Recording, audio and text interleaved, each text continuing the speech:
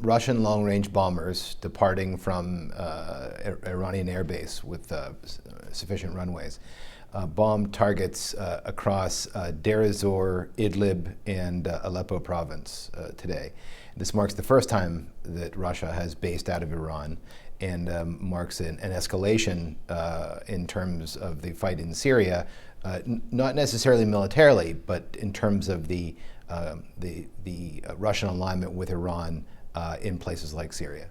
And I was between Beirut and Damascus, and then I helped set up the country's first English. So it's about 60% shorter, I believe, or so. It allows them to bomb more targets with greater efficiency, but they get a political bounce out of it as well. The Ministry of Defense yesterday in Moscow announced that apparently some sort of deal with the United States on Syria was imminent, at the same time that Russia's being singled out for stealing emails from the Democratic National Committee.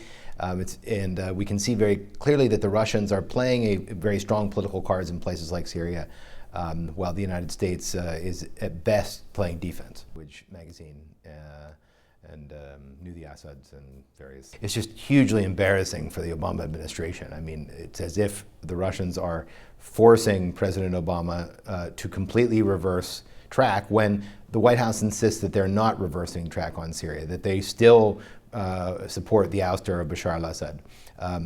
I think this kind of brinksmanship is trying to force the Obama administration into a settlement in Syria before the next president comes to power. And the Russians believe that the next president, particularly if it's Hillary Clinton, would be much more aggressive militarily in places like Syria.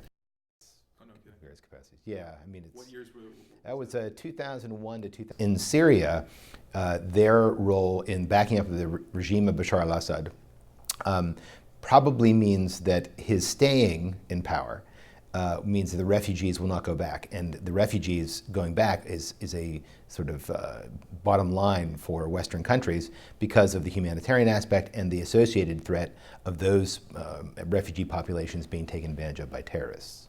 And this is a huge issue, one that might keep us from wiping out ISIS and instead spreading out the problem for the next president. Then after that I had to leave because it got sort of bad. I'd imagine. Well, the war didn't break out for a while.